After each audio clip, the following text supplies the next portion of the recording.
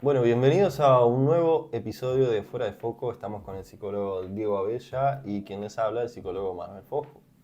Cuando comienza un nuevo año, solemos hacer un balance, una proyección de lo que queremos mantener, cambiar o mejorar en los próximos tiempos. El famoso nuevo año, nuevo yo. Esto puede ser un impulso motivacional para acercarnos a aquellos cambios que deseamos. Sí, sin duda, la búsqueda de esas metas, esos cambios, como vos decís, implican cierta transformación de nuestra vida y que en realidad lo hacemos con el fin de buscar nuestra mejor versión o un crecimiento personal. En este sentido, cuando emprendemos como objetivo generar cambios, suele generarse la pregunta, creo que todos alguna vez nos ha pasado, nos hemos hecho, de por qué cuesta tanto mantener la motivación a lo largo del año. Por lo general es porque estos cambios implican un proceso de búsqueda, de acierto y error. Y en este sentido nos gustaría traer la frase de la oruga no necesita un milagro para poder volar, necesita un proceso. Efectivamente, algo así pasa con nosotros, poder transitar esos procesos de cambio con tranquilidad, que sea en armonía, en equilibrio y que no se transformen en una lucha interna constante, en constantes autorreproches, es centrarnos mucho en lo inevitable del pasado o en lo incierto del futuro, que a fin de cuentas lo que nos genera es malestar. También otra cuestión que pasa mucho en estos procesos de cambio es el tema de las expectativas, de cómo a veces queremos lograr esos cambios de forma rápida, inmediata o de cierta forma o de cierta manera que a fin de cuentas no condicen con la realidad y eso por lo general da lugar a la ansiedad, a la frustración, que en algunos casos termina con el abandono antes de tiempo del proceso de cambio que sí queríamos lograr, pero como nos frustramos lo dejamos de lado antes de tiempo. Claro, claro, lo que pasa es que uno no se suele dar el tiempo, ¿no? Y justamente se trata de darnos tiempos para buscar y encontrar aquello que nos haga sentir bien y en equilibrio. Por lo tanto, este tiempo de balances y proyecciones puede ser positivo siempre y cuando uno sea flexible con uno mismo, con el entorno, con las circunstancias, y que no se convierta en constantes reproches, exigencias, que al final de cuentas que terminan generando ansiedad, malestar. Entonces, nos preguntamos, ¿cuál sería nuestra primera recomendación para alguien que está en un proceso de cambio? Tal cual, es como vos decís, para no que se genere una fuente de frustración continua, de malestar, es imprescindible en un primer momento aceptar nuestro punto de partida. ¿Qué es aceptar nuestro punto de partida? Es aceptar nuestra situación actual, en dónde estamos en este momento. Cuanto más nos negamos o cuanto menos queremos aceptar o más fastidio o malestar nos genera nuestra situación actual, a fin de cuentas no logrando aceptarla, es cuanto más presente la tenemos en nuestra vida. Es como una paradoja, cuanto más queremos evitar algo o más negamos algo, más presente lo tenemos y más frustración y problemas nos genera. Entonces, respondiendo un poco a la pregunta, creo que es imprescindible poder aceptar nuestro punto de partida porque es el primer paso o el primer lugar hacia donde vamos a salir, o sea, el punto donde salimos hacia esa búsqueda de cambios, hacia la búsqueda de metas. No, y también es importante aceptar las adversidades que trae ese camino, que trae ese proceso de cambio, ¿no? Entender de que va a haber dificultades en el camino, para así poder enfocarnos en lo que realmente vale la pena, ¿no? Lo que sí está dentro de nuestra zona de control, ¿no? De control. Porque en realidad de nada sirve gastar toda nuestra energía en aquello en lo que no podemos hacer nada o que no podemos transformar.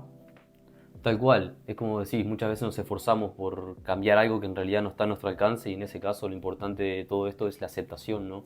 Que no es resignación, pero sí aceptar las cosas como se dan. En este sentido es muy importante también encontrar los valores que orientan nuestra vida, es decir, lo que le da sentido a nuestros objetivos. Porque a fin de cuentas creo que marcamos metas o objetivos que están en consonancia con lo que para nosotros es realmente importante. Entonces creo que es muy importante esa búsqueda constante, que no tiene por qué ya haber una respuesta, sino que justamente en la propia búsqueda o en el propio andar es donde se encuentran esos valores que orientan nuestra vida y que a fin de cuentas son importantes para dar sentido a todas esas metas o a todos esos cambios que consideramos valiosos y que queremos emprender.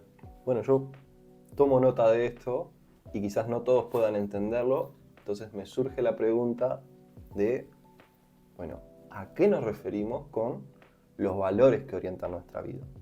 Claro, es como un concepto un poco abstracto, pero capaz que una metáfora puede ayudarnos y es una que nosotros realmente utilizamos y que nos suele gustar, que es como la metáfora del jardín, que es como imaginar cada uno que fuera un jardinero o una jardinera y que tuviera en su jardín un terreno, por así decirlo, donde podemos acomodar o plantar distintas flores, distintas plantas que representarían áreas o aspectos importantes para nosotros en nuestra vida.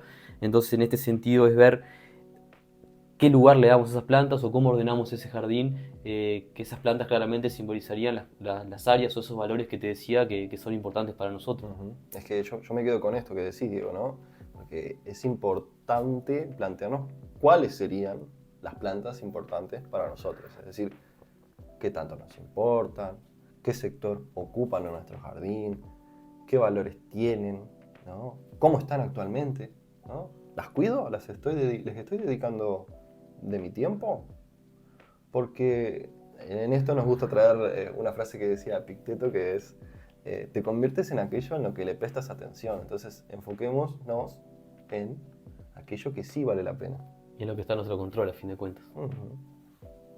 Bien, para ir cerrando este episodio, llegamos a la parte más práctica. Entonces les recomendamos que consigan una libretita y una lapicera para poder tomar nota. Porque hoy les presentamos el método GROW. ¿Qué vendría a ser el método GROW, Diego? Bueno, grow es una palabra en inglés que significa crecer o crecimiento y bueno, nos pareció importante traerlo porque al momento de plantearnos un cambio o un proceso de crecimiento, poder generarnos algunas preguntas que nos puedan orientar hacia ese objetivo. Así que lo vamos a descomponer en sus letras y cada letra tendrá un significado y formularemos algunas preguntas en torno a ese significado. Así que bueno, del método GROW la primera letra es la G, que significa goal en inglés, que es meta.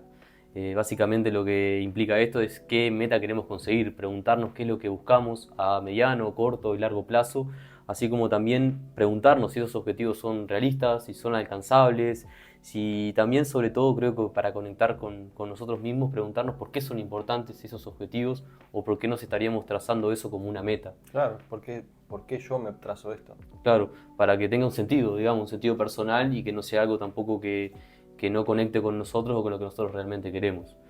La segunda letra sería la R, que es reality, que significa realidad, y va esto que hablamos un poco antes de lo importante de la aceptación de nuestra situación actual, ¿no?